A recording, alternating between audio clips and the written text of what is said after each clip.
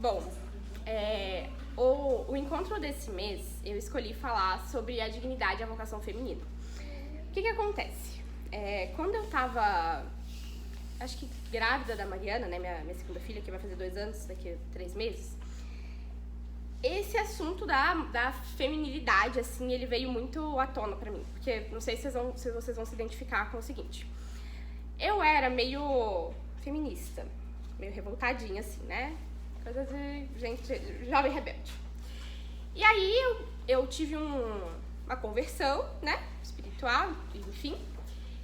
E aí ficou aquele vazio, assim, tipo, eu sei que eu não tenho que ser feminista, porque isso não condiz com a doutrina cristã, com as coisas que eu aprendi, que eu conheci, mas eu não sei o que eu faço agora, né? A gente acaba tendo uma crise de identidade. Por quê?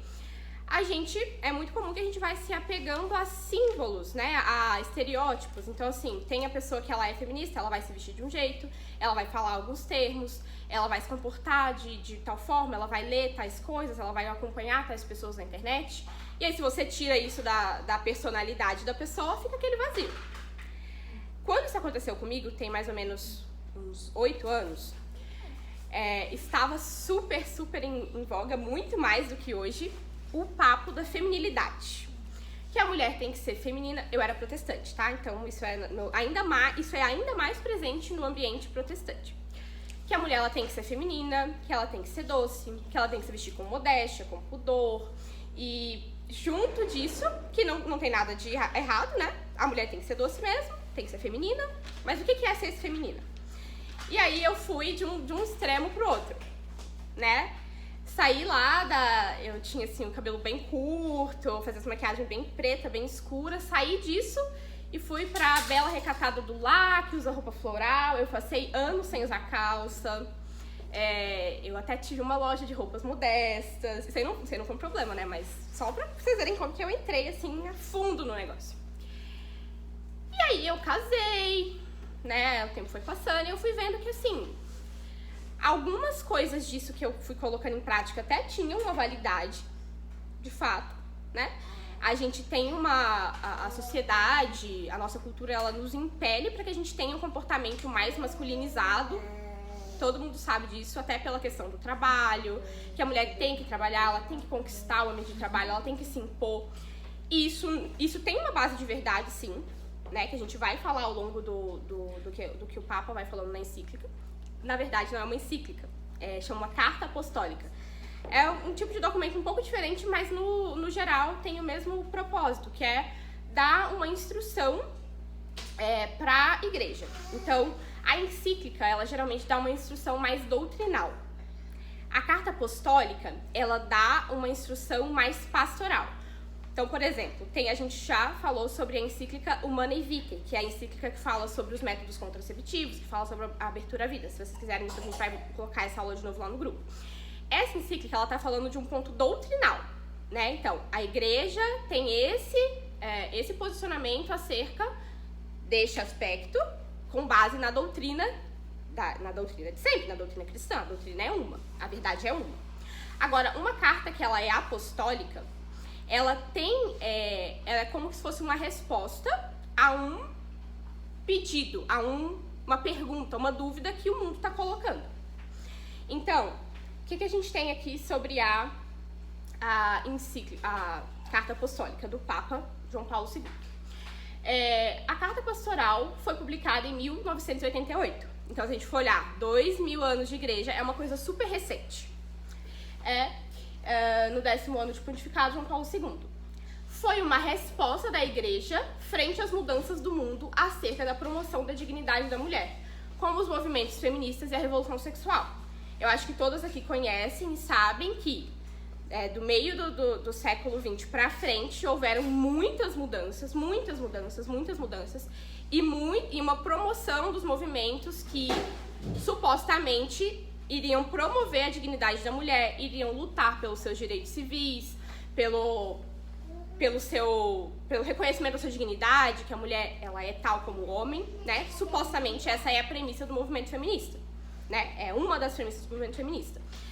Se foi assim mesmo que aconteceu, a gente pode até deixar para um outro encontro, mas eu acredito que todo mundo aqui tenha a opinião seguinte. existia um motivo pelo qual o movimento feminista surgiu, né? Uma mentira completa, ela não tem subsistência para existir. A mentira, ela é uma falta da verdade. Ela não tem substância. Então, a mentira, para que ela se propague, ela tá sempre acoplada, digamos assim, num pouco de verdade. E ela vai pegar esse pouco de verdade que vai sustentar ela para ela crescer e seguir. Então, né, isso aí foi lá, na década de 60, Revolução Sexual, o advento dos anticoncepcionais, a luta pela liberdade sexual, que a mulher ela tem o direito de ficar com quem ela quiser, como ela quiser, ela não precisa se casar se ela não quiser, né? Porque o casamento é uma tradição imposta, é uma tradição familiar, é uma tradição cristã e a mulher não é obrigada a isso, né? Porque o casamento é um lugar de submissão da mulher, enfim, todo mundo tem algum pano de fundo sobre os movimentos feministas. E aí você pensa, de um lado tem a Igreja Católica, que sempre foi a mestre moral da sociedade. Do outro lado tem um mundo que já se desvencilhou da Igreja Católica, né? Tanto que a Humanae Vitae, que é a que fala sobre os contraceptivos e a questão da paternidade e da maternidade, né? Ela foi, de certo modo, uma resposta a uma decisão de uma outra igreja, que foi a Igreja Anglicana. Então, assim, a igreja, ela tá sempre nesse tentar comunicar-se com o mundo e orientar os seus fiéis. Então, essa encíclica, ela tem uma base, que é o seguinte. Quando a gente vai falar sobre dignidade e vocação da mulher, a gente tem que entender o que é a mulher, o que é dignidade e o que é vocação. Então, ela vai, e como é a Igreja Católica, ela vai ter uma base teológica. Não é uma base filosófica somente, não é uma base histórica, não é uma análise histórica, não, é uma base teológica. Nós estamos falando da Igreja Católica, né? Então, mas você está usando argumento da Bíblia, Sim, claro, eu estou falando, né, da Igreja Católica. E ela vai ter uma base antropológica, né? Teologia é o estudo de Deus, antropologia é o estudo do homem. Então, a gente vai investigar o que é o homem, de um modo geral. Nesse homem, por que Deus criou dois e não um? Porque Deus poderia ter criado o homem e a mulher, um ser que tivesse nele características masculinas e femininas. Por exemplo, a questão reprodutiva, né? A gente pensa, mas se não tivesse o homem, se não tivesse a mulher, não ia ter reprodução e acabaria a espécie. Mas Deus é onipotente, ele poderia criar um ser que tivesse a capacidade de gerar outros seres. Ele poderia, mas ele não quis, ele não fez assim, né? Então, ainda mais um outro detalhe é o seguinte, que por ocasião do ano mariano, o ano da publicação dessa carta, o Papa enfatiza a reflexão acerca da dignidade e vocação feminina à luz da Virgem Maria. Por quê? A gente também vai destrinchar isso um pouco mais. Porque a Virgem Maria, ela é o símbolo da mulher perfeita, da mulher completa. Ela é a gratia plena, cheia de graça. Então, nela, tudo tá perfeito. Ela é o modelo perfeito de mulher. Então, ele vai conduzindo, ele até fala, né, que muitos desses documentos que a igreja publica, eles têm um caráter muito doutrinal, né, de reafirmar e de explicar a doutrina da igreja. Mas esse em específico, ele quis colocar um tom mais meditativo. Então, se vocês quiserem pegar, é um documento assim, ele tem 40 páginas mais ou menos, né? Tudo bem que nessa diagramação aqui daria umas 60, 80 páginas de um livro que a gente pegaria para ler. Se vocês quiserem pegar esse documento aqui e lerem um pouquinho todo dia para fazer leitura espiritual, podem fazer isso, que vai com certeza ser útil. Porque ele tem um tom, um modo de escrever meditativo, que é um tom muito peculiar de São João Paulo II. Tanto que quando a gente for falar lá da teologia do corpo, que de certo modo isso aqui poderia ser até uma introdução à teologia do corpo, que é um outro trabalho do Papa, você vê que ele tem um modo, assim, a personalidade dele, ela é uma personalidade que nos induz à meditação, assim, o modo como ele escreve. Certo, então vamos lá. Falamos um pouco do contexto histórico, né, como que a igreja funciona nesse quesito de escrever documentos para responder às perguntas do mundo, tanto que recentemente a igreja publicou um documento sobre a inteligência artificial. Não sei se vocês viram isso, né? Depois eu posso até mandar lá. É interessante isso, né? Porque a inteligência artificial é uma coisa muito do nosso tempo. Tipo, há 10 anos atrás, o que era inteligência artificial, né? Agora, hoje em dia, tudo tem inteligência artificial para tudo. Pra você criar um vídeo, fazer um texto, tem inteligência artificial para tudo e é acessível para nós, né? Acho que todas as pessoas já eram acessíveis antes. Mas vamos lá. Eu comecei com essa citação que eu achei, assim, muito bonita, né? Na verdade, isso não é uma citação, é uma paráfrase minha sobre como que o Papa finaliza a encíclica. Então, começamos pelo final, que é o seguinte. A Igreja rende graças por todas e cada uma das mulheres, tal como saíram do coração de Deus com toda a beleza e riqueza da sua feminilidade. Ou seja, o Papa está falando que a Igreja agradece a cada uma das mulheres. A cada uma das mães, a cada uma das santas, a cada uma das freiras, a cada uma das solteiras, enfim, a cada uma das mulheres. E ele ainda diz o seguinte, que as mulheres saíram do coração de Deus. Poderia dizer que foi da mente de Deus. Poderia dizer que foi do intelecto de Deus. Poderia dizer várias coisas. Mas ele usa a palavra coração. E o coração, para nós, ele nos remete a uma coisa muito mais afetiva. Isso aqui já é um primeiro preâmbulo, assim, do que é o universo feminino, assim, do que de fato é essa feminilidade. Então, pra gente começar, eu dividi a nossa apresentação em, basicamente... Primeiro a gente vai entender o que é a parte da dignidade, depois o que é a parte da vocação e depois algumas considerações finais. Então vamos lá. Dignidade. Do latim dignitatis, significa mérito, valor, honra ou nobreza. Esse termo deriva de dignos, que significa digno, merecedor, apropriado. Na tradição filosófica e teológica, especialmente em São Tomás de Aquino, a noção de dignidade está ligada à excelência própria de um ser. Especialmente no caso do homem, que é dotado de razão e ordenado para Deus. Então, trocando em miúdos, é o seguinte. O que dá a dignidade de um ser? Né? Ele é mais digno à medida que ele é mais aquilo que ele foi feito para ser. Então, a caneca, por exemplo, eu tenho lá na minha mesa, uma caneca que quebrou a alcinha dela aqui e eu usei pra colocar caneta. Porque eu achei que ficaria bonitinho, caneca branca, né? Eu coloco a parte aqui pra trás, tá tudo bem. Mas eu poderia dizer que eu estou ferindo a dignidade da minha caneca, porque a caneca não foi feita pra colocar caneta. A caneca foi feita pra colocar líquido e beber. Então a caneca, ela é mais digna à medida que ela serve ao propósito ao qual ela foi criada. A causa final dela, ela foi feita pra quê? Do mesmo modo, a gente pode pensar no homem, né? No ser humano de um modo geral. Pra que o ser humano foi criado? E isso vai revelar a dignidade dele, né? Então, eu vou começar essa primeira parte da dignidade com algumas citações bíblicas, que vão ser o fio condutor, assim, da nossa meditação dessa aula. Então, vamos lá. A primeira citação é a seguinte. Então disse Deus, façamos o homem à nossa imagem e semelhança. Deus criou o homem à sua imagem. Criou-o à imagem de Deus, criou o homem e a mulher. Isso tá lá no Gênesis. Então, se a gente quer saber o princípio, né, o que é a base antropológica, o que de fato é esse homem, a gente sabendo o que ele é, a gente sabe como que é a dignidade dele. Sabendo o que ele é, a gente sabe para qual fim ele foi criado. Então, vamos lá.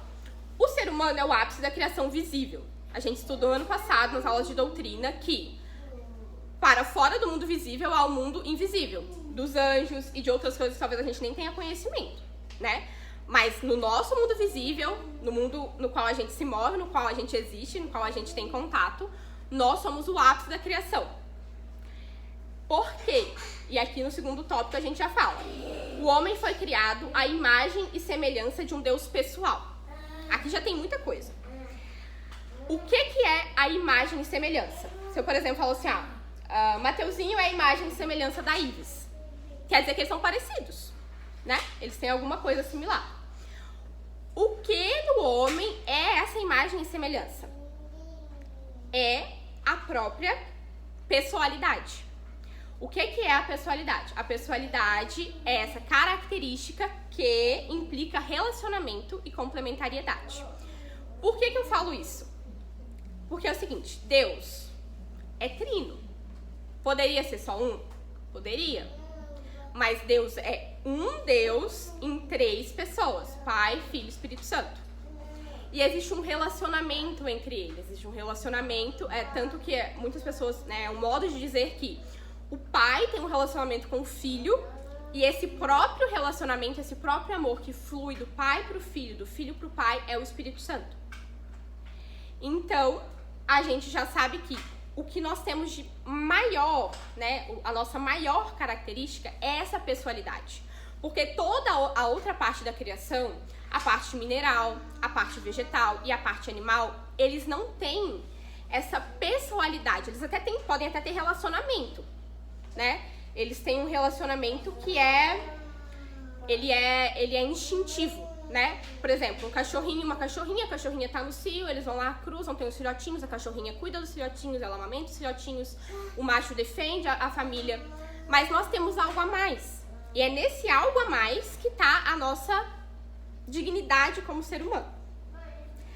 Lá no Gênesis também fala o seguinte: foi confiado ao homem o domínio sobre a terra. Então, por algum motivo, nós temos essa capacidade e esse dever de dominar o mundo.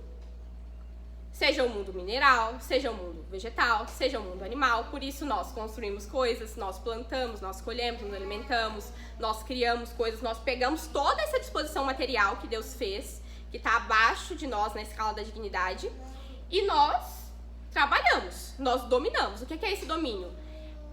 Domínio. No dia das 3 pessoas eu falei sobre isso, né? Pra quem não conhece, as 3 pessoas é uma teoria de um professor que chama Diego Reis. Não sei se vocês conhecem, né? Se alguma de vocês conhece aqui. Mas a gente vai falar sobre ela, a gente vai voltar a falar sobre ela no final do ano. Domínio é o próprio nome de Senhor. É o nome que a gente usa pra falar de Deus. Quando tá lá escrito nas orações em latim ou, né, na missa, enfim, domino, né, é Senhor. Então nós temos um senhorio. Do mesmo modo como nós temos Deus, que tem um domínio sobre nós temos um senhorio, um domínio sobre as coisas do mundo material. Por que nós temos esse domínio sobre as coisas do mundo material? Porque nós temos 2 coisas que os outros seres não têm, que é racionalidade e liberdade. Então, o animal mais inteligente que existe, não sei, o golfinho, a baleia, o cachorro, ele parece que tem uma racionalidade. Ele tá meio que quase entrando de um certo modo. Ele tem um relacionamento, ele tem, parece que um certo de afeto, né? O cachorro, ele parece que gosta da gente, ele é nosso amigo. Outros animais, eles parecem que são inteligentes, eles têm raciocínio lógico. Você vai ver experimento com macaco, experimento com os outros animais, eles têm alguma coisa. Mas nós temos algo a mais, que é uma racionalidade muito maior, né? Muito maior. Eles até têm alguma coisa. Não como nós, mas eles têm. Mas a gente tem um outro ponto maior ainda, que é a liberdade. Então, para todas as coisas criadas, Deus colocou como que um script. A planta, ela vai crescer de tal forma, tal espécie vai... A Carol aqui sabe, né? Tal espécie serve para isso aqui, tem essa função. Tal animal, aí tem a veterinária ali. Tal animal tem essa característica, essa função. Mas eles seguem um modelo, um script de funcionamento, né? Nós temos esse modelo, nós temos esse script, só que nós temos a liberdade de não seguir. Por que Deus não fez a gente já seguindo tudo certinho? Porque a liberdade, ela é uma potência, ela é uma capacidade superior, e Deus quis nos dar capacidades superiores. Ele poderia nos fazer bem racionais, porém sem liberdade, mas aí nós íamos parecer um macaco um pouquinho mais inteligente, né? Deus nos criou para o amor, para que a gente pudesse amar Ele de volta, receber o amor dele, amar Ele de volta, e receber o amor e amar Ele de volta. Quando isso acontece, tem que ter a liberdade, porque o amor, ele precisa dessa liberdade. Então, a racionalidade e a liberdade são pressupostos para o domínio, e sua liberdade é a consequência do uso da razão. Então, essa potência racional que nós temos na nossa alma, né? Quanto mais a gente usa ela para o fim ao qual ela foi criada, mais nós somos livres. Então, quando a feminista ela fala que a liberdade da mulher é a liberdade sexual, da mulher ter o direito e poder ficar com quantos caras ela quiser, na hora que ela quiser, do modo que ela quiser, ela tem um controle total e completo e perfeito sobre quando ela vai ter filhos independente dos meios que ela tenha que usar para que isso aconteça. O que ela está fazendo é o seguinte, você tem poder de escolha, mas você não está escolhendo de uma realidade superior, que é a sua racionalidade, que vai, ancorada nas virtudes, na prudência, na temperança, na justiça, na fortaleza, escolher o que é o melhor para nós e para os outros, e para o mundo material também. Que as virtudes, elas são uma articulação entre o que é melhor para mim, o que é melhor para os outros, que é justo, o que é melhor para mim, o que é temperança e fortaleza, e o que é melhor para o bem comum, que é a prudência. Então, já temos uma base antropológica, a gente já sabe o que é o homem, de um modo geral, o que é o ser humano. O ser humano é isso aí. Racionalidade, liberdade, imagem e semelhança de Deus. Certo. E aí a gente vai para a divisão.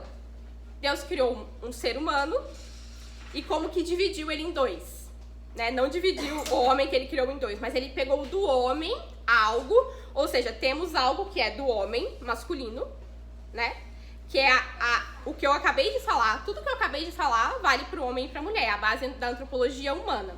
Agora a gente entra na antropologia feminina. Então, a próxima citação é a seguinte: o Senhor Deus disse: não é bom que o homem esteja só. Vou dar-lhe uma ajuda que lhe seja adequada. Eis agora aqui, disse o homem, o osso dos meus ossos e a carne da minha carne. Ela se chamará mulher, porque foi tomada do homem. E na encíclica, o Papa ele faz uma explicação muito interessante, assim, o porquê do nome mulher. Né? Eu não vou saber explicar agora, né? Porque ele usa lá a palavra do hebraico e tudo. Mas, enfim, a mulher, ela tem uma parte no homem, mas ela é diferente. Como que o homem foi criado? Do barro. Como que a mulher foi criada? Da costela.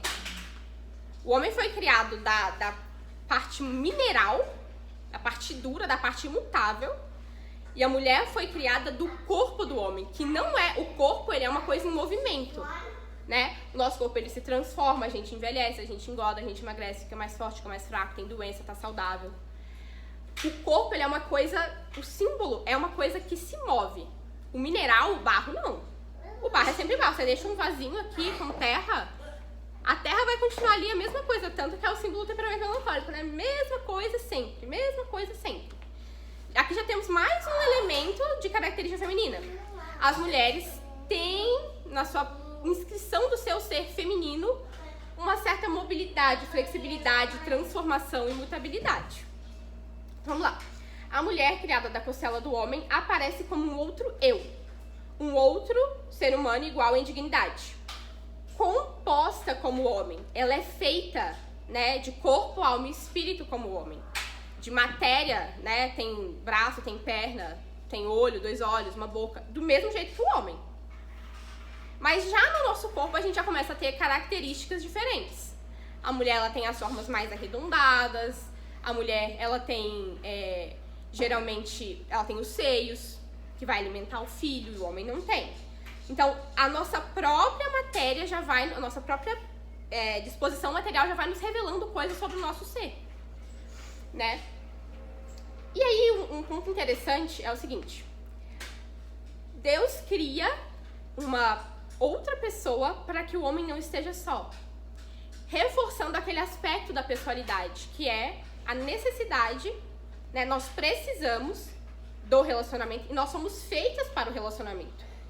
Então, Deus cria uma outra pessoa para que seja uma ajuda, né?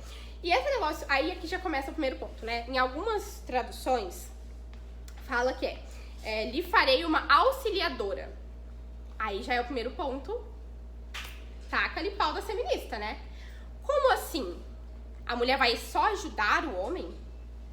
Porque a leitura que a pessoa está fazendo é a seguinte: o homem tem uma missão grande, dominar a terra. E a mulher tem a missão de ajudar o homem.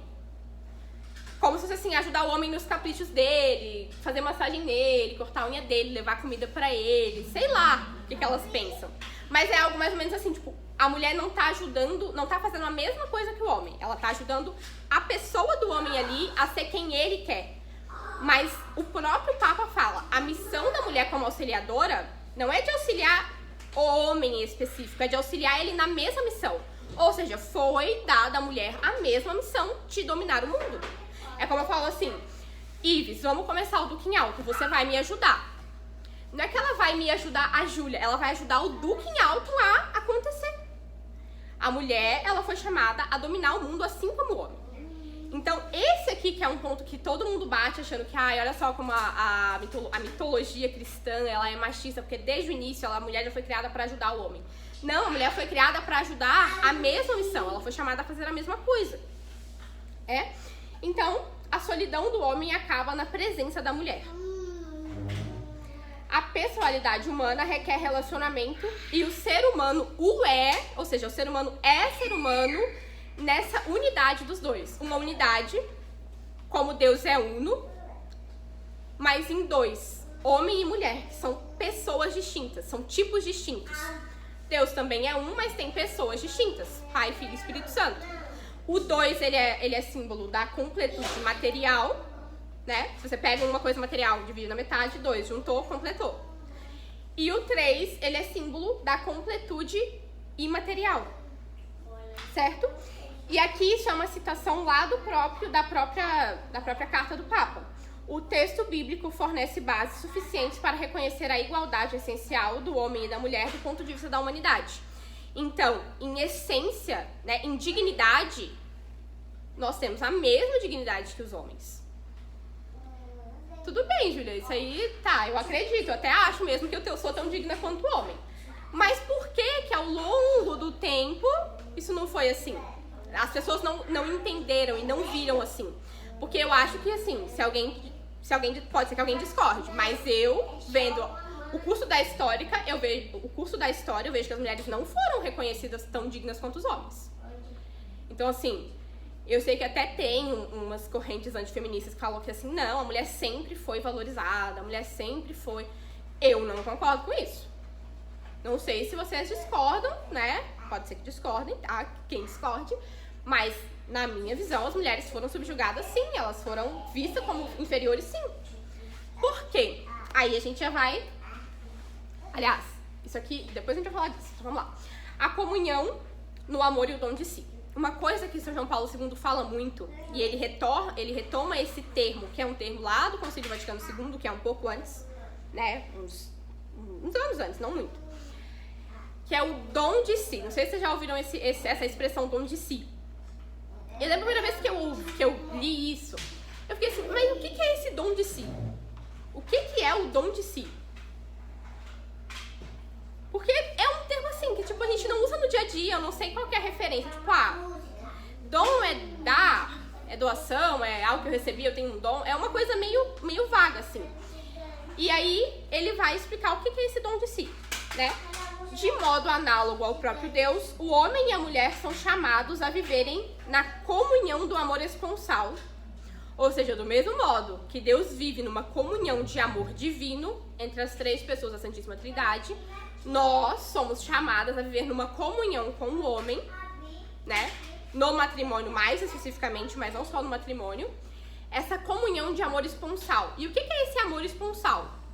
O Papa vai dizer, essa esponsalidade, né, de onde vem a palavra esposa, ou responsabilidade, é esse doar. Doar. O quê? Tudo. Todo o amor, todas as capacidades, todas as qualidades, doar tudo para o outro. E isso está inscrito na nossa pessoa humana. E nas mulheres de um modo ainda mais particular. O modo como as mulheres têm necessidade e capacidade de se doar é diferente dos homens. Até mesmo na maternidade, que a gente vai falar também. Né? Então, essa comunhão interpessoal que antecipa a própria revelação da Trindade do Novo Testamento. Então, lá no Gênesis, a gente já vê que o homem e a mulher, eles são complementares. Eles são diferentes, porque, por exemplo, se eu quebro a xícara no meio, por mais que eu tente fazer milimetricamente perfeito, não vai sair dois iguais. Não vai sair, nunca. Mas se eu junto eles, você vê que é feito de uma mesma coisa. Homem e mulher são feitos de um mesmo modo, de uma mesma coisa, entre aspas, mas eles são diferentes. E essas diferenças, elas se complementam. Então, a mulher tem algumas características que o homem não tem. O homem tem algumas características, é chamado algumas coisas que a mulher não tem e não é chamado, né? Esse amor esponsal se realiza plenamente no auxílio recíproco. Então, já lá no Gênesis, lá no auxílio, o Papa vai dizer que esse auxílio, ele é recíproco. Porque ele é um auxílio visando o mesmo fim. É o auxílio visando o domínio. Então, o homem vai ajudar a mulher a dominar a terra, a mulher vai ajudar o homem a dominar a terra e ambos vão dominar a terra juntos, né? Então, esse auxílio e esse dom sincero, esse doar sincero de tudo de si, é a isto que tende a pessoa humana. É para isso que nós somos criados e criadas, né? A pessoa humana por completo. Agora a gente vai entrar mais na parte da mulher, né? Vamos lá, próxima citação. A mulher, vendo que o fruto da árvore era bom para comer, de agradável aspecto e muito apropriado para abrir a inteligência, tomou dele, comeu e o apresentou também ao seu marido, que comeu igualmente. Gente, essa frase aqui, ela tem tanta coisa condensada. Vamos lá. A mulher vendo. Ela foi lá ver por quê? Porque a mulher tem essa curiosidadezinha, essa coisa de preciso ver, preciso saber, preciso conhecer. De onde que vem a fofoca, né? Eu vou lá, chego na Ives, Ives, é aquela sua vizinha. Nossa, você viu? A Cintia nem ganhou bebê ainda, porque não fez uma cesárea ainda. A gente tem essa coisa, né? Já estava escrito lá no princípio, essa curiosidade feminina. Ok. De agradável aspecto.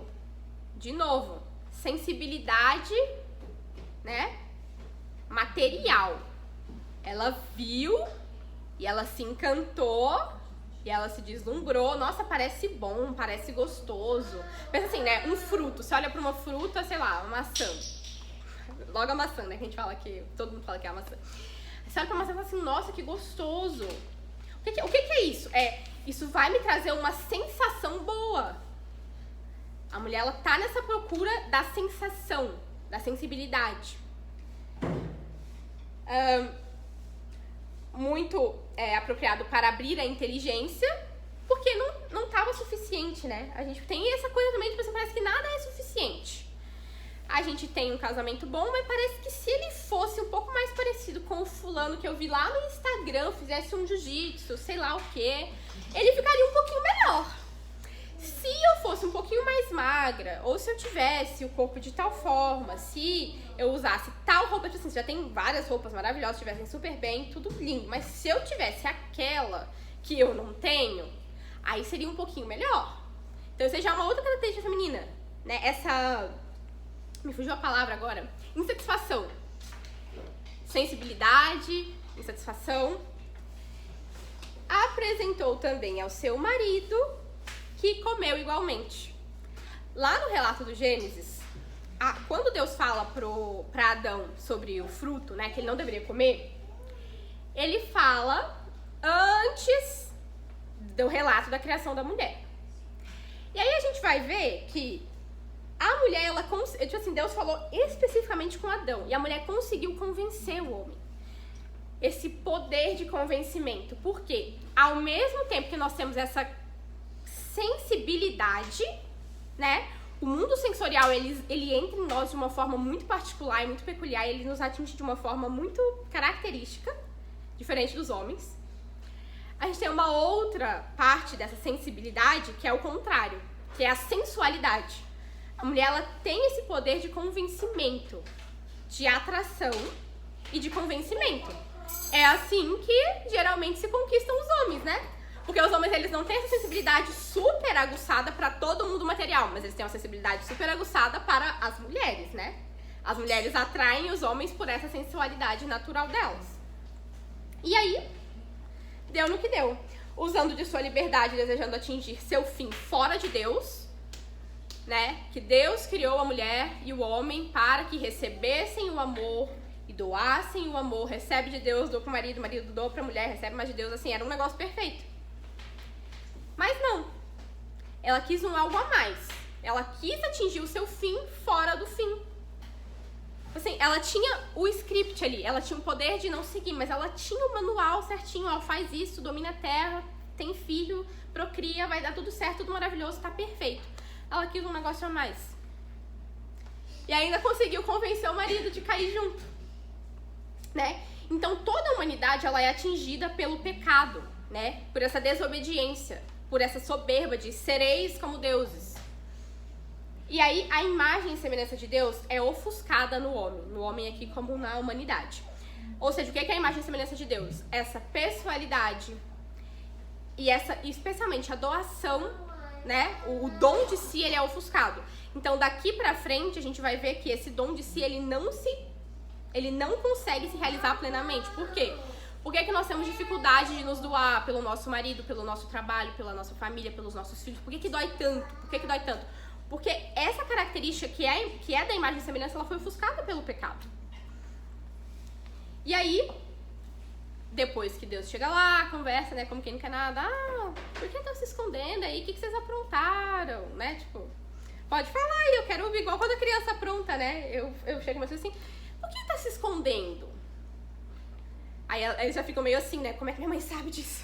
Já assim, rabiscou a parede. Por que tá se escondendo? Cadê o lápis? Eles olham, tipo assim, maravilhados. Como assim a minha mãe sabe que eu fiz alguma coisa? Nem, né? Aí você deixa que eles falar. Você rabiscou. Quem rabiscou a parede? Tem só um filho, né? Quem rabiscou a parede? Aí ela vai lá e se confessa. Aí, o que acontece? Disse também a mulher. Deus fala. Não é que ele dá um castigo. Ele fala qual que é a consequência da atitude que eles tomaram. Ele fala pro homem. Olha, eu te coloquei num paraíso. Tava tudo ótimo. Mas agora que você caiu aí na ladainha da sua mulher, e a mulher caiu na ladainha da serpente, você vai ter que ter o seu sustento pelo suor do seu rosto. Vai comer o pó da terra. Ok? E pra mulher ele fala o seguinte, disse também a mulher, multiplicarei os sofrimentos do teu parto. Darás à luz com dores, teus desejos te impelirão para o teu marido, e tu estarás sob o domínio. O seu domínio, né? O domínio do marido. Aí, olha só como Deus é mau, jogou uma praga na mulher, que ela vai ser subjugada pelo homem. Não é que Deus jogou uma praga. Deus disse o que ia acontecer. Porque sem o dom de si, com as características masculinas, especialmente da força física, da força psicológica, por um aspecto o homem tem uma certa força psicológica que a mulher não tem. É claro que se fôssemos nós, os homens, nós também iríamos dominar a pessoa que tem capacidades menores. É só a consequência do pecado. Então, a consequência do pecado na relação homem-mulher é a perda da igualdade fundamental. No princípio, Deus criou a gente com uma igualdade fundamental e a gente conseguiu perder isso. Que vem principalmente em desfavor da mulher, justamente pelas características masculinas e características femininas. Se insere na dinâmica das relações a tendência do homem a subjugar as mulheres e o sofrimento da mulher relacionado à maternidade. Ok. E aqui a gente já vai entrar, saímos lá do Gênesis, vamos lá para o Evangelho. Então, do que aconteceu do Gênesis até o Evangelho? Deus reuniu um povo e fez uma promessa de redenção. E ao longo do tempo ele foi se revelando, né? Então, por que lá Moisés tinha tantas, Davi tinha tantas mulheres, mas é errado ter poligamia? Porque a revelação de Deus foi progressiva. Deus não chegou lá para revelou tudo. Não. Ele foi se revelando, até chegar no ápice da revelação, que é a vinda de Jesus Cristo, que foi prometido para os profetas, que viria um Messias, que iria redimir o povo que Deus juntava, colocava no deserto, fazia cair comida do céu, eles iam lá, adoravam outros deuses. Aí ficava cativo, aí conseguia sair, passava um pouquinho, dava um jeito de ir lá adorar outros deuses, ficava cativo. E foi assim ao longo de muitos anos, até que na plenitude dos tempos veio o nosso Senhor Jesus Cristo. Só que nessa plenitude dos tempos, para a vinda de Cristo, né, para a primeira vinda de Cristo, o contexto social era um contexto que, com certeza, os homens estavam subjugando as mulheres, porque é o curso natural da natureza decaída. Então, a gente segue aqui. A atitude de Cristo em relação às mulheres revela o significado da redenção para a sua dignidade e vocação. O comportamento de Jesus com as mulheres é simples, né? É um comportamento normal, como ele tinha com todas as pessoas. Nem menos, como era esperado, e nem a mais. Porque para Cristo somos todos, né, homem e mulher, com igual dignidade. Mas isso contrasta com a mentalidade da época. Que a gente vai ver ali na frente. É um escândalo, Jesus tá cheio de mulher em volta dele. A prostituta, a mulher com fluxo de sangue, a viúva, tipo assim, a escória da sociedade, da época. Tudo junto com Jesus. Jesus nem pra falar assim, dá licença daqui, sai fora, eu não quero vocês. Vocês são menos, vocês têm que ficar lá fazendo, sei lá, qualquer coisa. Não, tava junto, vem, quer vir, vem. Quer seguir, pode vir. Então, o Evangelho mostra como Cristo promoveu a dignidade feminina, mesmo quando isso gerava surpresa ou escândalo, como no caso da mulher samaritana. Então, aqui mais uma citação, né, das mulheres no Evangelho. Um mais emblemático, assim, né, é o da mulher samaritana. O pessoal da Samaria era um pessoal de segunda classe, assim. Era um pessoal que era considerado impuro pelos judeus ali, os mais eleitos, assim, né? O alto clero ali dos judeus. Então, eu lembro muito bem que quando eu era protestante, eu vi um pastor, teólogo, falando que era o seguinte, ó. Tinha um menininho judeu, aí ele vinha um outro menininho samaritano passando. Se o menininho judeu, por acaso, passasse a sombra do menininho samaritano, passasse no menininho puro, né, no menininho bom ali, ele ia pra casa, ele ia se lavar, ele ia fazer rito de purificação, porque os samaritanos, eles eram muito impuros, eles eram muito errados. Aí, por cima ainda vem uma mulher samaritana. Jesus chega lá, ela tá no poço, me dá água pra eu beber. Ele vai beber a água que a mulher samaritana botou a mão. Meu Deus, que coisa horrível. Pra mentalidade da época era assim um grande absurdo. E aí eles estão conversando. Aliás, eu tô falando da mulher samaritana, mas o que tá aparecendo aqui não é da mulher samaritana, mas tudo bem, a gente vai falar da mulher samaritana depois. Né? A mulher samaritana é reconhecida por sua busca espiritual, apesar de sua história de vida, que ela foi casada com vários homens. A pecadora pública que unge os pés de Jesus é perdoada por ter amado muito. Chega lá uma prostituta, Jesus tá pra ir pro Calvário, ela vai lá e derrama perfume nos pés de Jesus, enxuga com os cabelos. Como que Jesus vai deixar uma prostituta esfregar o cabelo no pé dele? Meu Deus, que grande escândalo. A mulher adúltera, que aí sim é da citação que tá aqui, que acho que todo mundo conhece, né? Ah, vão apedrejar a mulher adúltera, pior coisa do mundo, de tudo. Aí ele fala, tudo bem, quem não tem pecado atira a primeira pedra. E aí um por um vai se retirando, a começar pelos mais velhos. E aí tem o diálogo. Mulher, onde estão eles? Ninguém te condenou? Ela respondeu, ninguém, Senhor. Então Jesus lhe disse, nem eu te condeno, pelo teu pecado antes de me conhecer.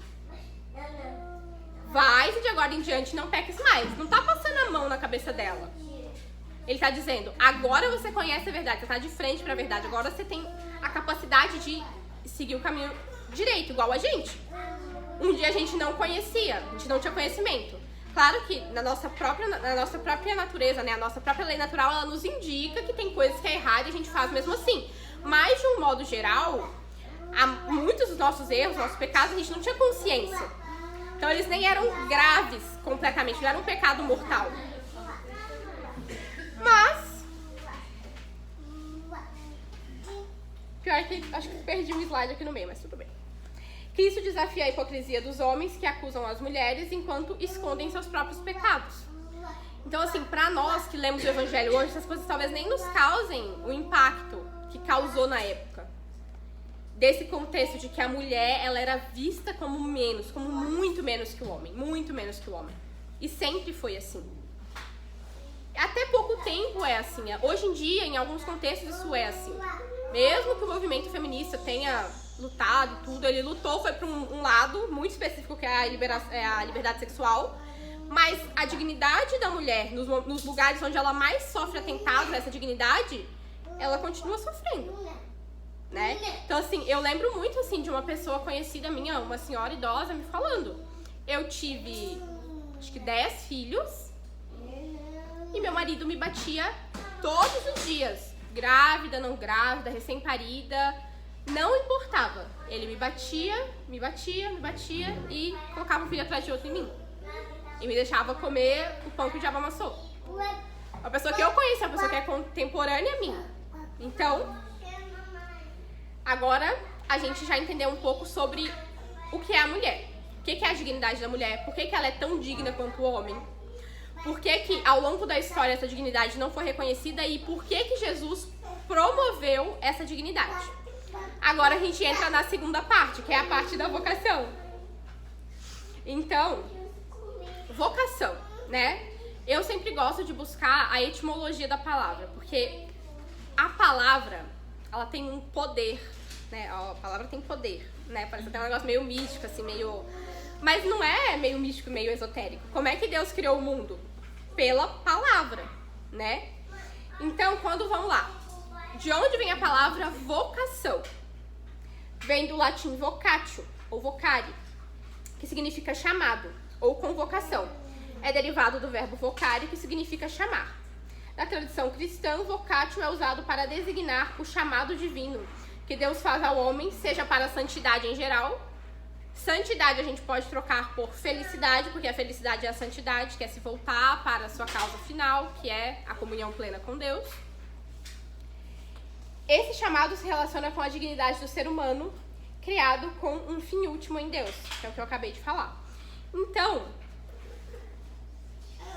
nós temos um chamado humano, né, que é voltar para o princípio ali, onde Deus nos criou em igualdade. Mas nós temos um chamado mais particular. A vocação, ela é como se fosse um grande círculo. Nesse grande círculo tá santidade, comunhão plena com Deus. Aí ele faz um recorte, que é homem e mulher. Aí ele faz mais um recorte no tempo, qual que é o seu tempo. Mais um recorte no espaço, onde você está. Mais um recorte, vários recortes. Quem você é, qual a sua história, quais suas características, inclinações naturais, quais suas habilidades, suas potências, suas virtudes naturais, né? E dentro, lá no meio, a gente encontra uma vocação muito específica, que é muito particular para cada uma de nós. E a gente já sabe que a vocação geral é a santidade e a felicidade, e aqui a gente vai falar de alguns aspectos da santidade, da vocação da mulher. Diferente do homem, nós somos chamadas a algumas coisas e os homens a outras coisas. Então, nessa segunda parte, a gente vai falar um pouco sobre duas dimensões desse ser mulher. Então, quando a palavra feminilidade aparece aqui, ela não tá falando de um estereótipo, de você agir assim, de você usar tal roupa, de você se comportar de tal forma. Eu mesma sou uma pessoa muito... Assim, tipo, no meu modo de ser, eu não sou muito feminina. Eu falei no outro encontro, né? Que, tipo assim, eu tenho uma característica física feminina, eu tenho o cabelo cacheado, eu tenho a boquinha bem, não sei o que, né? Toda menininha, assim. Mas o meu modo de ser não é exatamente como o estereótipo que eu vejo lá da série, da menina lá, Florida. Não é exatamente isso. Particularmente, eu não sou assim. Mas tem algo em mim que é o ser mulher. Então, o Papa ele vai falar sobre duas dimensões desse ser mulher. De um modo universal, né? Que é a maternidade e a virgindade. A virgindade aqui... E a maternidade também, a gente não tem que pensar no sentido estrito, né? Que a gente usa no nosso dia a dia. Maternidade, a gente pensa em maternidade, sou mãe do Pedro e da Mariana, que são meus filhos, né? Isso é maternidade pra mim. Virgindade é a pessoa que não teve relação conjugal, isso é virgindade. Só que ele vai abrir um significado muito mais profundo, né? Essa é a parte que a gente vê, é a parte mais material da coisa. Mas essas duas realidades, elas têm uma dimensão misteriosa, algo que encobre elas, que não é só a parte material, mas também a parte espiritual, que encobre a maternidade e que encobre a virgindade. Então, a gente já sabe que Maria foi o modelo usado, né, o modelo perfeito, que a gente tá usando como base. Por que ela foi o modelo perfeito? Bom, dá pra argumentar de várias formas, mas Deus escolheu ela pra ser a mãe, né, de Jesus Cristo. Então, eu acho que isso aí já é um indicativo muito suficiente, né? Então, em Maria, que é o modelo perfeito de mulher, essas dimensões se encontram de uma forma única. Ela conseguiu fazer o impossível, né? Que até ela ficou meio assim, meu Deus, como que... eu acredito, eu creio, mas como é que vai acontecer isso aí? Como é que eu vou ser mãe se eu sou virgem? como que eu vou ser mãe se eu sou virgem? Porque pra ter bebê, você não dá. No nosso mundo material não dá pra juntar as duas coisas. Mas sobrenaturalmente, de um modo espiritual, pelo poder de Deus, foi possível. Então, ela, que é um modelo perfeito, ela une nela as duas características essenciais da feminilidade, que é a maternidade e que é a virgindade. Então, até coloquei aqui, né? Maria questiona como poderá conceber sem conhecer homem. E o anjo explica que será obra do Espírito Santo. Então, para nós aqui, que somos mães ou casadas, né? Já não temos mais o aspecto da virgindade material. A gente ainda tem, de algum modo, isso no nosso ser. E como é que a gente vai atualizar essa, digamos assim, essa potência da nossa alma, né? É o que o Papa vai falar pra gente, né? Assim, a maternidade e a virgindade não se excluem, mas se completam, indicando caminhos distintos da vocação feminina. Então, primeiro a gente vai falar sobre a maternidade, né? A maternidade e o dom de si. A maternidade é uma expressão do dom de si mesma dentro do matrimônio. Então, quando um homem e uma mulher se unem em matrimônio, né? Deixam pai e mãe, se unem, naturalmente, né? Se tudo, assim, há exceções, claro que há exceções, mas o mais natural é que eles vão ter filhos, né? É o natural. Homem e mulher vão se casar, vão se atrair e vão ter filhos. Isso é natural. Isso é o material, isso é o físico, né? O nosso corpo faz as coisas acontecerem. A mulher consegue gestar mesmo. Eu acho até engraçado, né? Aquelas mulheres que engravidam e nem, tipo, descobrir que estava grávida com 6 meses, 5 meses, parindo. Eu fico assim, gente, como é possível? Mas é possível, porque o corpo, ele meio que age assim, ó, a gente nem percebe às vezes. Nós mesmos, que, claro, né? Se a gente engravidar, a gente vai perceber, mas, por exemplo, às vezes assim, a gente tá... Isso acontece muito comigo, assim. Chega uma época... repetitivo, um ciclo acontece que chega uma época que eu fico insuportável. Meu Deus, mas parece que vem um negócio assim. E é sempre assim, eu não percebo que é a TPM, que vem todos os meses. Mas eu tô tão no automático, eu fico assim, gente, o que tá acontecendo comigo? Meu Deus. É TPM, algo natural, só que a gente vive no automático e a gente não percebe, né? Então, vamos lá. O dom da maternidade, então a maternidade tem essa parte material e tem a parte imaterial, a parte espiritual, que é um lugar muito propício para o dom de si, para o se doar. Até naturalmente a gente se doa sem querer, né? Porque quem tá grávida sabe. É o sono, é o enjoo, é o cansaço. O corpo vai se doando mesmo que a gente não queira. E aí, isso ainda, inclusive, é uma causa de resistência à maternidade. Porque a gente tem essa imagem e semelhança ofuscada, ou seja, o nosso dom de si está prejudicado, por assim dizer, a nossa capacidade de se doar. Mas a nossa materialidade, que é a mesma criada por Deus, né, a nossa parte material, ela vai se doar. E aí fica aquela briga, assim, né? Eu, pelo menos, tive muito essa briga nas minhas gestações. Meu Deus, eu não queria estar com sono agora, isso está atrapalhando, sei lá, fazer qualquer coisa, tipo assim, né? Estou gerando uma pessoa, criando coração, pulmão, rim, perninhas e dedinhos, mas o meu sono está me atrapalhando a ler um livro. Senso de proporção muito desajustado, né? Mas é assim que a gente é. Então, o dom da maternidade significa abertura à nova vida, refletindo a participação dos esposos no poder criador de Deus. Então, tem um mistério no matrimônio que é o seguinte... Materialmente, tudo se explica, né? Tem lá a aula de biologia que vai falar que a mulher tem o óvulo, o homem tem o espermatozoide, e aí vai acontecer a fecundação, um negócio vai juntar no outro, o DNA vai se fundir, virar outro, beleza. Material se explica, né? Mas como que um ato material que nós fazemos, né? Uma conjunção material vira uma outra pessoa de alma espiritual, de natureza imortal. A gente faz a parte material, mas o mistério tá nisso, que vem um outro poder, a ação de Deus em nós, que faz com que aquela coisa material ali, porque se fosse tudo material, as famílias estariam certas. É só um amontoado de célula, arranca fora, joga fora. Se fosse só material. Mas o mistério tá aqui, ao mesmo tempo em que essa coisa material acontece, junto vem a parte material.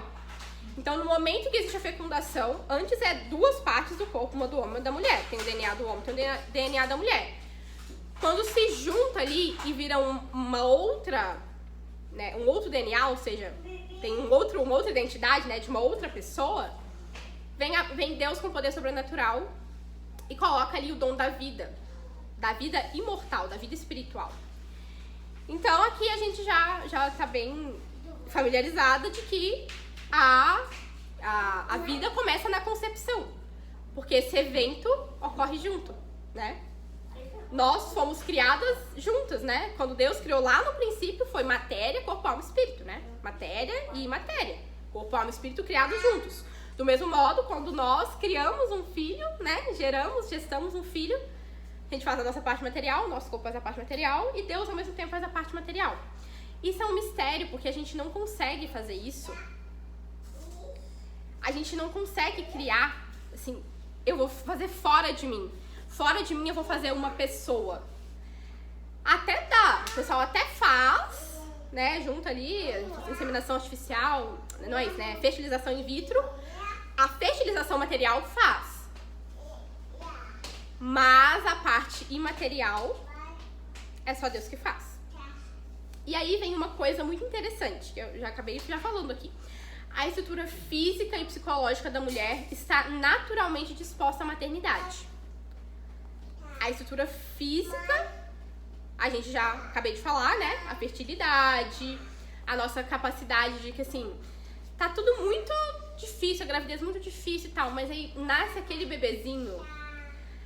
Quando aquela coisa sai de você e você olha pra aquilo assim, meu Deus, eu nasci pra isso aqui, eu sei cuidar, você sabe pegar, você sabe cuidar, o bebê resmunga, você já pegou, já tá no peito, assim, é um negócio, materialmente, a gente tem esse domínio, assim, sobre o filho, especialmente nesse princípio, né, da vida, que a gente tem essa capacidade material, né, até pela própria questão da amamentação, poxa, nós temos um corpo que produz o alimento ideal pro bebezinho, né, enfim, materialmente tudo certo. E psicologicamente, aí aqui tem duas dimensões. A parte da nossa mente que é mais natural, a gente tem sim uma disposição psicológica para a maternidade. Que é o seguinte, a gente tem uma certa paciência diferente dos homens. A gente tem uma sensibilidade, a mesma sensibilidade lá do princípio, que vai fazer a gente ver coisas na criança, ver coisas no bebê, que os homens nem vão perceber, a gente já percebeu. Nossa, eu acho que fulaninho tá um pouquinho triste, tá um pouquinho entediado. Será que vai acontecer alguma coisa na escola? Será que eu não tô dando atividade de mais, atividade de menos? Será que eu coloco ele no balé, coloco no jiu-jitsu? A gente tem uma sensibilidade. E o marido tá tipo assim, tudo bem. Tão vivo aí, tão comendo, crescendo, tá ótimo, tá tudo certo. Meu marido é assim, tipo, meu marido ele parece que ele vive num conto de fadas, assim, meu Deus, tá tudo certo, ó, crescendo, falando, andando, tá tudo bem. Comendo, meu, tá tudo perfeito aí, ó. Tá reclamando do quê? Não tem nada demais com essas crianças, tá tudo certo. Normal, os homens são assim, nós somos mais sensíveis mesmo. Aí aqui dentro da parte psicológica, né, tem um outro aspecto que é a nossa falta de virtude. O pecado, né, o nosso egoísmo, a nossa preguiça, o nosso pensar em nós, meu corpo, meu sono, meu tempo, meu dinheiro, meu marido, tudo eu. Então nós temos essa parte também. Então é natural que exista, é natural assim, né? A gente sabe que existe uma resistência da mulher com ser mãe. Porque a maternidade, ela é o lugar do dom de si, a gente não quer o dom de si.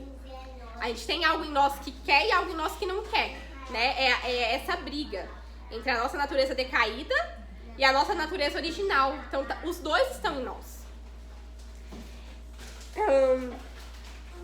Vamos ver. Tá, então vamos prosseguir aqui. Maternidade, paternidade e educação. Essa parte eu achei muito interessante, assim, porque foram coisas que eu nunca tinha pensado, nem tinha visto outras pessoas falando, assim, desta forma, que é o seguinte.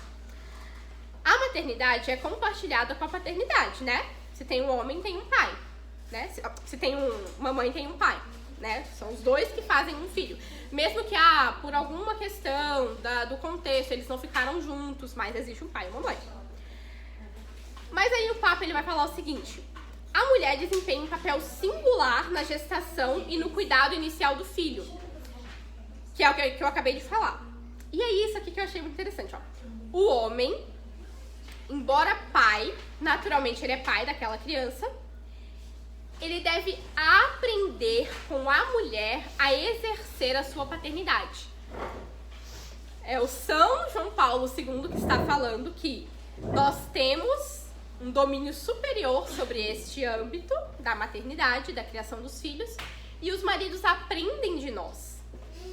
Então, assim, não adianta, você tem o bebê, primeiro filho, né, geralmente, tipo assim, você já sabe, eu não sei assim, gente, eu já sabia trocar fralda, eu já sabia vestir a roupa, eu já sabia fazer tudo, não sei como. Era fácil, assim, né? Claro que tem coisa que é muito difícil, a gente não sabe, né? Mas, de um certo modo, era fácil. Aí, eu lembro que meu marido foi trocar a fralda dele lá no hospital ainda, meu primeiro filho. Aí eu não sei como que ele conseguiu sujar tudo de cocô.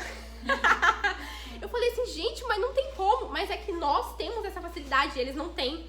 E eles vão aprendendo de nós. Então, cabe a nós termos paciências com os pais. Que muitas vezes a gente não tem. A gente acha que, assim, como que não sabe, né? Parece que tá de má vontade. Às vezes tá de má vontade. Às vezes a gente também tá de má vontade. Mas é que eles não têm a capacidade como nós temos, né? E a educação dos filhos deve contar com a contribuição materna e paterna. Mas a materna é decisiva para a formação da nova personalidade humana. Então não tem pra onde correr. Não tem pra onde correr. A gente tem o bebê, a gente carrega ele na barriga, a gente vai amamentar ele, ou vai ser a gente que vai estar mais atenta ali aos sinais de sono, de fome, de tudo. E não dá pra fugir disso, porque isso faz parte do nosso ser feminino, isso faz parte da nossa feminilidade. Quer dizer que o marido tem que ser um folgado que não vai ajudar a mulher? Não, é dever do marido, vamos falar pra frente, dar tudo pela mulher também. Mas é mais próprio nosso dar tudo pelos filhos. E é assim. E aí a gente tem um outro aspecto da maternidade. Se por um lado é tudo fácil de certa forma, é tudo muito difícil pelo outro aspecto que eu falei, que é dos nossos vícios. Então vamos lá. A maternidade está ligada ao mistério da dor, da própria dor física, porque gestar dói, parir dói bastante, pós-parto dói, amamentar dói. Como é que é? Vamos relembrar. Acalmar a gestante. É, sim. Não, já falei muita coisa boa, né? Que o parto dói, todo mundo sabe. Bom, Deus disse lá, né? Ninguém mandou comer. Mas ao mesmo tempo que dói, né? E a criança chorando, e a birra, e a falta de educação, porque criança é meio, né?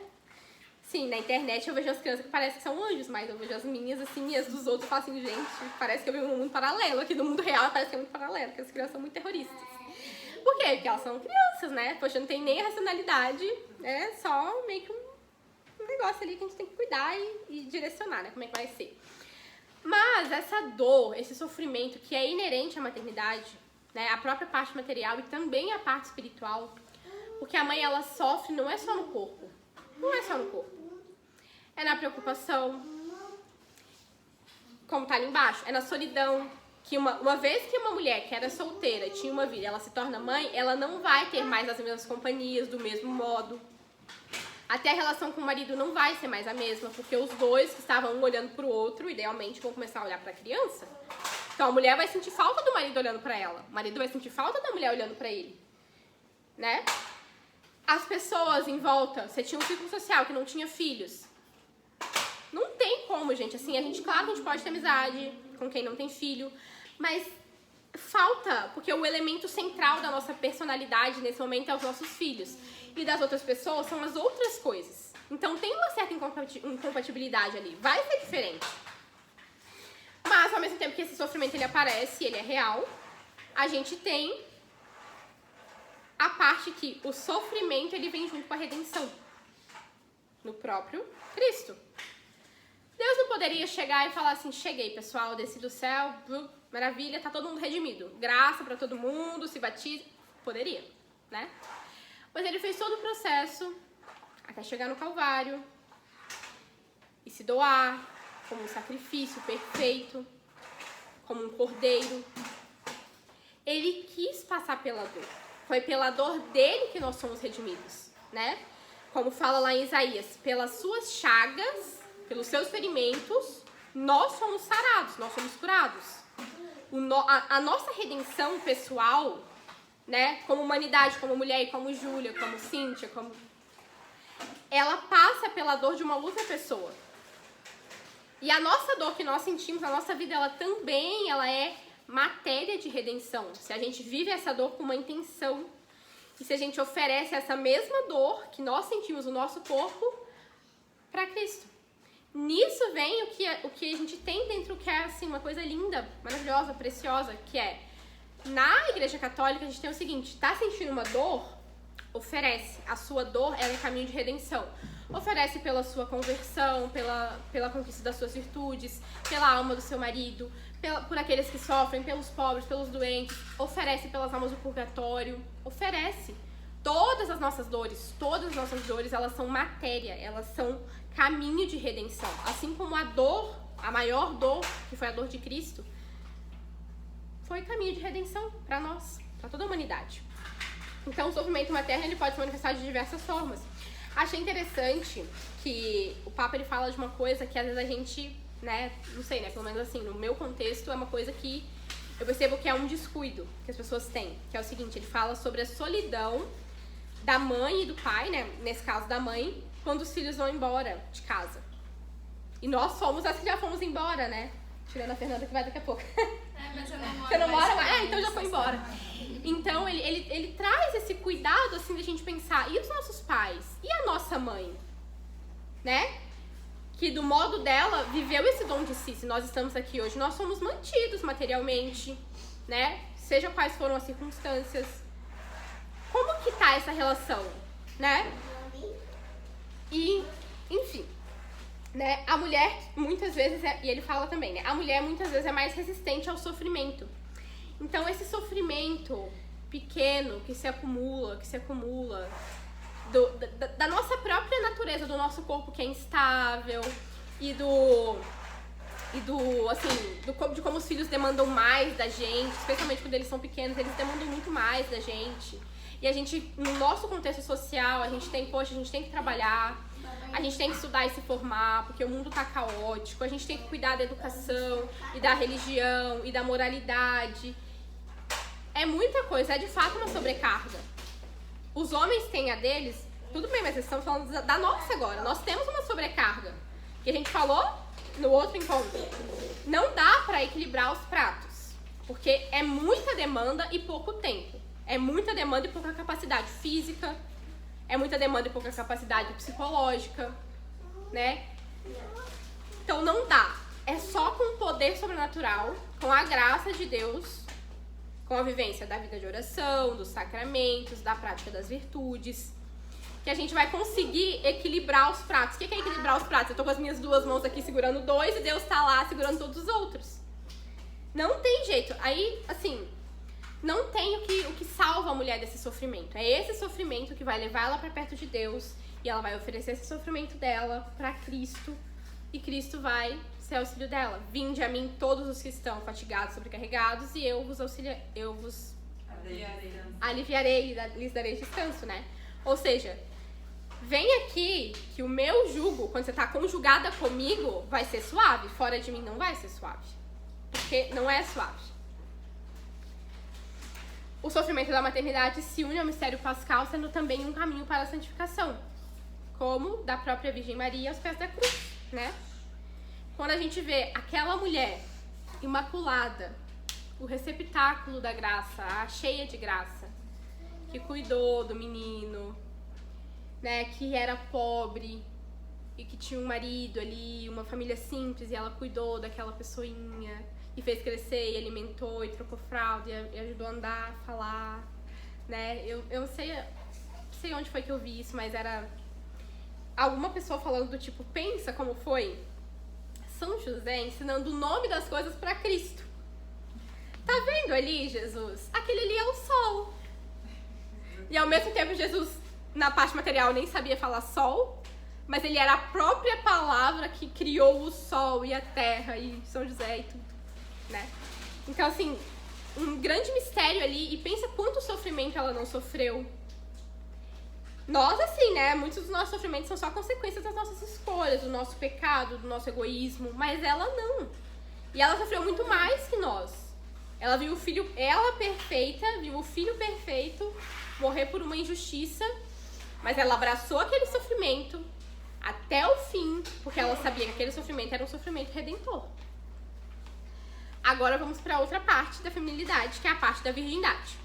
Se por um lado nós temos a nossa maternidade, né, física, né, material, e também temos a maternidade espiritual, que é toda a parte fora da matéria que engloba a nossa maternidade. Nós temos a virgindade, que é um outro aspecto que estava lá na cheia de graça. A virgindade aqui, a gente pode, quando a gente vai pensar no aspecto não material, mas espiritual, a gente pode traduzir, entre aspas, né, usar o conceito de pureza, porque assim ele vai conseguir ser aplicado na nossa vida. Então vamos lá. Tem as mulheres que são chamadas ao matrimônio, né, a se casar, ter uma família, ter filhos, ou não, se não for possível, né, mas naturalmente vai ter filhos.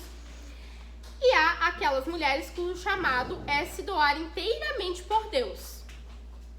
É a vocação, né? É uma vocação a uma vida consagrada, uma vida separada, né? Então, existem basicamente dois tipos de consagração, né? Dois tipos de votos que uma mulher pode fazer, né? Nos institutos de caráter apostólico, onde, por exemplo, a Santa Casa, aqui, não sei se aqui tem, né, mas os hospitais que eram mantidos pelas freiras e tudo, poxa, um negócio apostólico de serviço à sociedade, com as escolas, com os orfanatos, com os hospitais, cuidando dos mendigos, dos doentes, visitando os presos, cuidando das famílias necessitadas.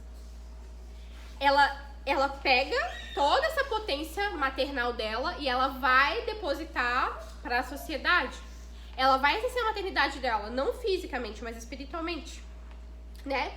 E ainda tem o outro tipo, que é a consagração da vida contemplativa, da vida de clausura, né? Às vezes é contemplativa, com clausura ou não, mas é aquela mulher que ela é chamada a se dedicar inteiramente a ter um matrimônio espiritual com o seu esposo, que é Cristo.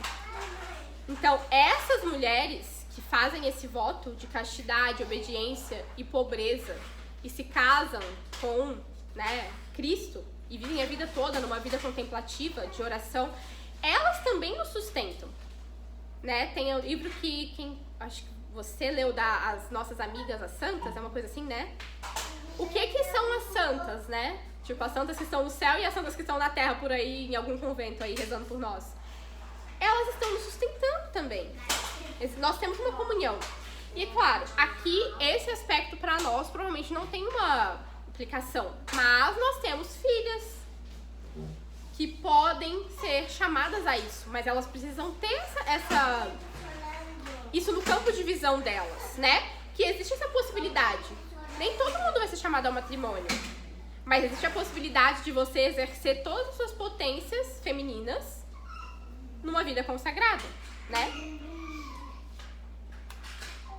E aqui a gente vai falar da virgindade e a castidade matrimonial. A virgindade, no aspecto material, ela não fica junto do matrimônio, né? Ok. Mas a parte da castidade, a virtude da castidade, da pureza, que a gente também tem uma tendência a olhar para a castidade como a parte material. O que é castidade? Eu não posso ter relação antes do casamento. Eu não posso trair meu marido. Eu não posso fazer isso, isso e isso. A castidade, ela não é um não. Uma virtude, ela nunca é um não. A virtude, ela é uma afirmação, ela é um sim. O que é a castidade?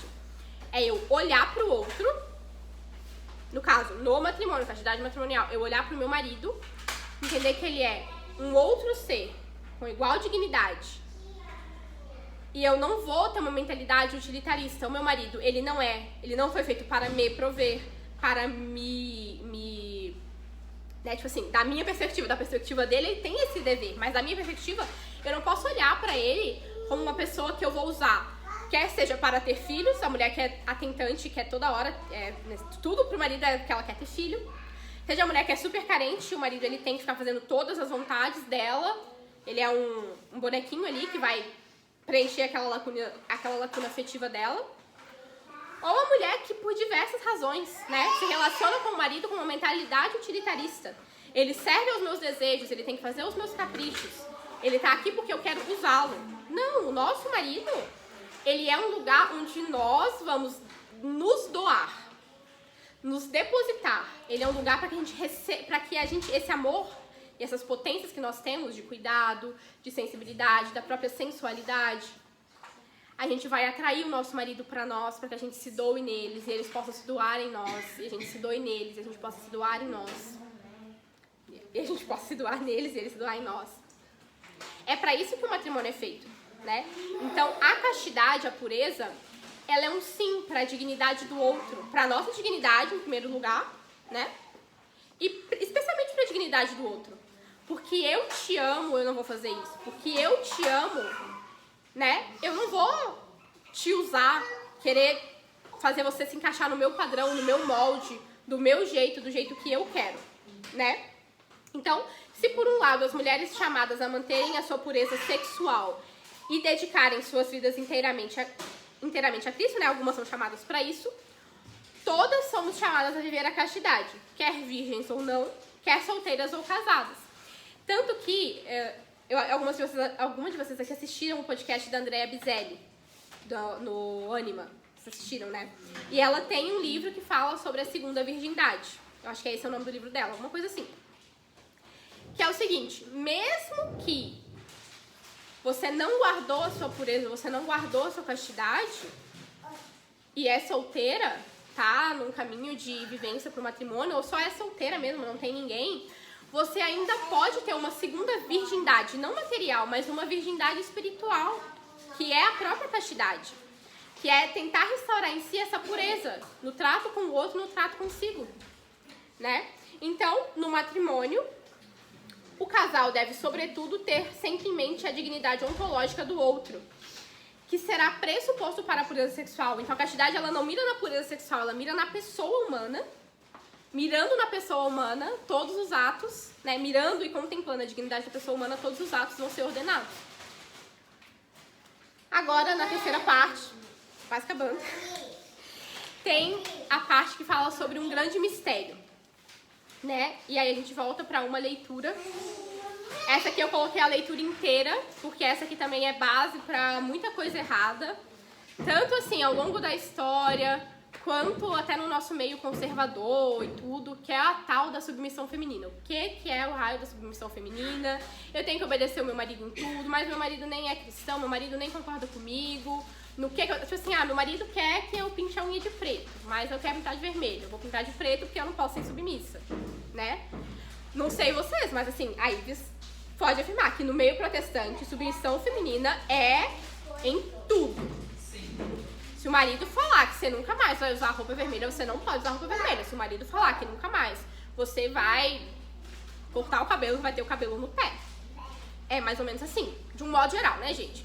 Porque protestantismo são protestantismos, né? Cada um tem as suas diretrizes. Vamos lá. Mas as mais conservadoras. Mas as mais conservadoras são, assim, são muito dessa questão da submissão. Essa leitura aqui é uma leitura que está em Efésios, ou seja, Paulo, apóstolo de Cristo, escreveu essa carta para um povo que estava conhecendo a mensagem do Evangelho. Ou seja, estava tudo no começo, ainda naquele contexto histórico, né? Então, o que ele fala? As mulheres sejam submissas a seus maridos como ao Senhor, pois o marido é o chefe da mulher, como Cristo é o chefe da igreja, seu corpo, do qual ele é salvador. Fecha a citação aqui. Tem duas coisas aqui. Mulher tem que se submeter ao homem, ser submissa ao marido. Por quê? Ele é chefe da mulher. Nossa, parece um ciclo que não tem saída, né? Eu tenho que obedecer meu marido porque ele é meu chefe. No que consiste essa submissão e essa chefia do marido? Na semelhança que o matrimônio tem com Cristo e a igreja. Que é, Cristo é o chefe da igreja. Como que é o relacionamento de Cristo com a igreja? Nisso se dá a submissão da mulher para o homem e o e a chefia do homem para a mulher, né? Então, esse que é o ponto. Não é o homem e a mulher, a vontade do homem ou a vontade da mulher. É o mistério de Cristo e da igreja. E isso que é o que tem que ser contemplado porque a gente fala sobre submissão feminina, né? Aí aqui ele já fala, é uma coisa que o Papa fala, né? Bom, tá tudo escrito lá. Tá a base da dignidade feminina lá no Gênesis, lá em Efésios tá a base do que é o matrimônio verdadeiro, bem vivido.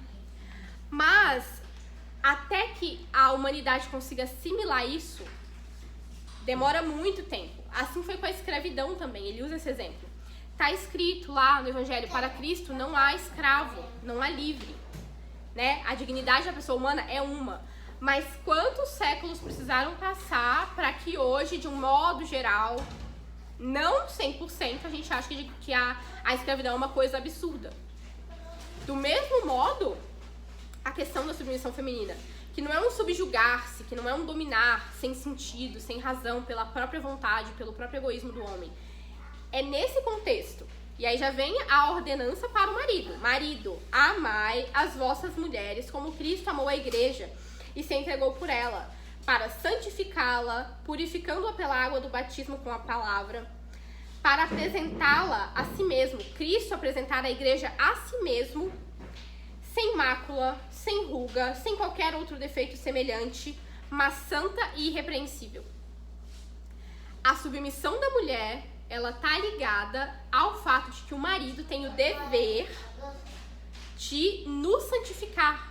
Do mesmo modo como Cristo deu tudo, deu o sangue, deu o corpo, deu a vida, deu tudo para santificar a igreja e derramar a graça, o marido dá tudo dele, tudo dele para santificar a esposa. Nesse contexto, não é um marido que vai subjugar a mulher pelo próprio desejo dele. Vocês entendem isso? Que assim, eu vejo que essa é uma dúvida que até aqui no Duque já apareceu algumas vezes. Ah, mas o meu marido não é católico, mas o meu marido... Você tem a sua dignidade e você, nós como mulheres, a gente não tem que... Vou deixar minha dignidade de lado pra me submeter ao meu marido porque isso é uma ordenança divina. Não, tá tudo junto. A minha dignidade, logo, eu não vou fazer algo que é contra o meu corpo, que é contra a minha estabilidade física, psicológica, espiritual. Lógico, né? Eu não vou ir contra Deus para ficar ao lado do meu marido. Eu não vou ir contra o meu corpo, né? Eu não vou ir contra a minha mente. Eu vou ser submissa ao meu marido à medida em que ele é como Cristo pra mim, né? Assim, os maridos devem amar as suas mulheres como a seu próprio corpo. Quem ama a sua mulher, ama-se a si mesmo. Certamente ninguém jamais aborreceu a sua própria carne. Ao contrário, cada qual a alimenta e a trata como Cristo faz sua igreja, porque somos todos membros de seu corpo. Esse mistério é grande, que quer dizer com referência a Cristo e à igreja. Ou seja, o grande mistério do matrimônio é que ele é uma imagem e semelhança de um outro matrimônio, que é o matrimônio de Cristo com a igreja. Tanto que lá no Apocalipse fala que nós iremos às bodas do Cordeiro. Vai chegar um momento, no ápice, né, do fim dos tempos, Cristo vem, a gente vai pro paraíso, amém? A gente vai e vai existir um banquete, uma festa, uma grande alegria, porque o noivo que deu tudo pela noiva, entregou tudo, ao longo da história, por meio dos sacramentos, por meio dos santos, por meio de tudo, ele deu tudo para que a gente vá para ele limpa, santa, irrepreensível, toda sem mácula. Se para isso nós tivermos que passar pelo purgatório, né, nós não temos mais assim, ó, você não vai pro inferno, mas você tá meio suja, vai se lavar um pouco antes de chegar aqui, né? Nesse banquete tem que estar todo mundo limpo. Isso é um mistério. Então, quando a gente fala sobre submissão feminina, São Paulo exorta os maridos a amarem suas esposas como Cristo amou a igreja. E o próprio João Paulo II, lá nesse mesmo texto que as pessoas isolam, né? Tipo, tem que ser submissão ao marido, fala. A frase antes de começar esse texto é: sejam todos submissos uns aos outros no amor de Cristo. Ou seja, a submissão da esposa ao marido deve ser entendida como uma submissão recíproca. Porque a mulher se submete ao marido à medida que ele é o cabeça, ele é o chefe, né? Como Cristo é o chefe da igreja. Mas o marido também se submete à mulher. Por quê? Os dois estão se submetendo a uma coisa exterior, que é a Deus. Então, eles estão numa mesma missão. É uma submissão, é uma missão junta, conjunta, né? A relação marido e esposo reflete o modelo do amor de Cristo, que se doa completamente. A submissão recíproca transforma a relação conjugal, diferenciando-se das tradições antigas. O próprio Papa fala isso. Existe sim uma tradição que visa que a mulher ela tem que ser submissa ao marido, né? Como o caso que eu falei, em tudo. Não pode reclamar, não pode falar nada, mas não é isso que a igreja fala. E quando a gente vê, eu sei que assim, né? Eu já vi na internet por aí, gente católica. Ah, o seu marido te traiu? Ah, que coisa, né? Vai rezar mais um pouco. Poxa vida. Em que mundo? Ele tá ferindo a sua dignidade, do seu corpo, da sua mente, da sua alma. Tá ferindo a ele mesmo. Ah, o seu marido... Tem um específico que é o seguinte. Que é... A mulher fala assim, meu marido me empurrou com o bebê no colo. Não sei se vocês já viram isso aí. Se alguém já viu. Uma pessoa bem conhecida aí, que muitas de vocês gostam. Aí ela fala assim, ah, mas você também não estava rezando, né? Compra o meu curso aqui que vai restaurar o seu casamento. Meu Deus. Esse tipo de mentalidade que tá dentro da nossa...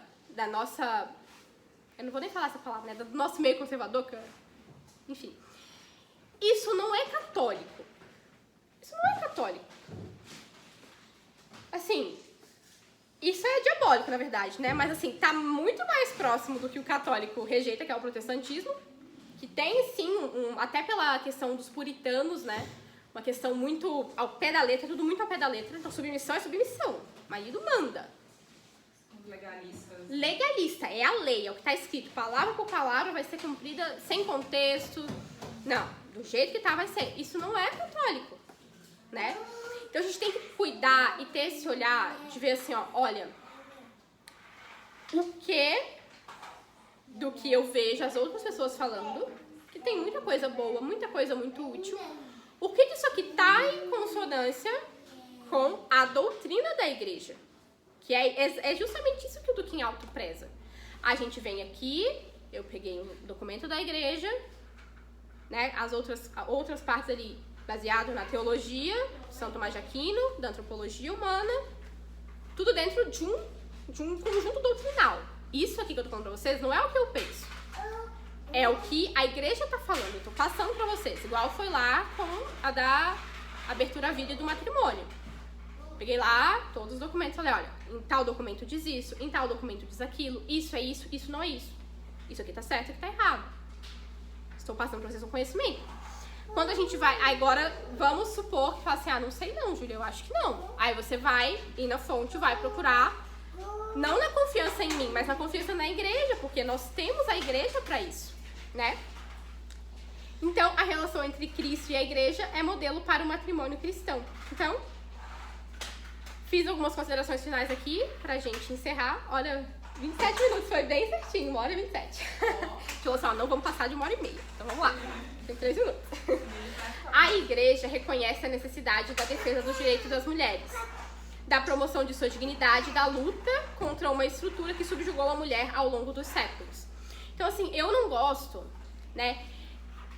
Existe um problema, veio o feminismo, tentando solucionar esse problema, colocou outra coisa aqui, que é a revolução contra a própria tradição cristã. Que a tradição cristã é isso aqui, não é o que os homens fizeram ao longo do tempo. A tradição cristã é isso aqui, a doutrina cristã.